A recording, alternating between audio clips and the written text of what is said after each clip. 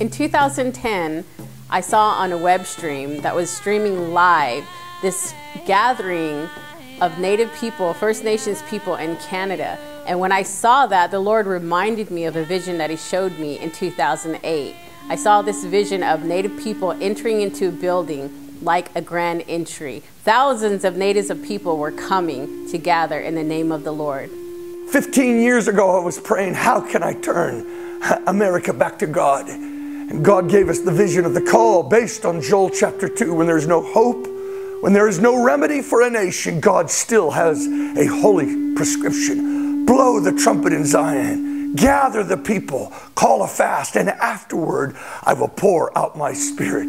Then 10 years ago, God began to give us the keys for turning the nation back to God, and it had to do with the native peoples. We received a dream, and we saw warring drums, native warring drums in the heavens. And it was about God's war for America, for the ending of abortion and for revival. And we realized, and why this is my passion, that if God is going to turn a nation back to God, He's going to use the host nations, the tribal peoples, to be the key that turns it all. In 2010, the Lord gave me this vision. I saw North America, and I saw the heart of North America in the Midwest. And I began to see the elders and their names kind of just being launched as arrows into this place. And this song came to my mind.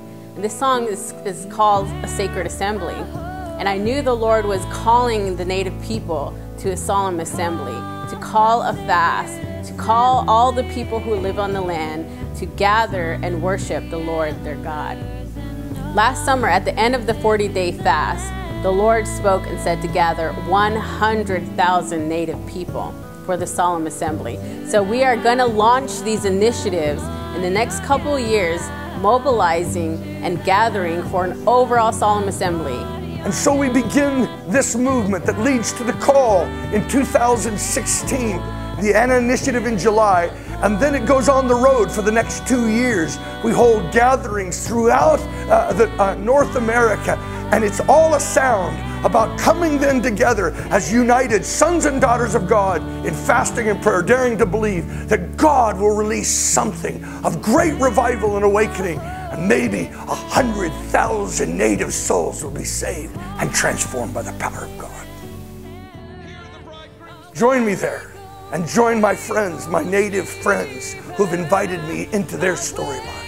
Please come and join us as we worship the Lord, as we come into our identity and come into our destiny, that revival could happen and sweep the nations of North America.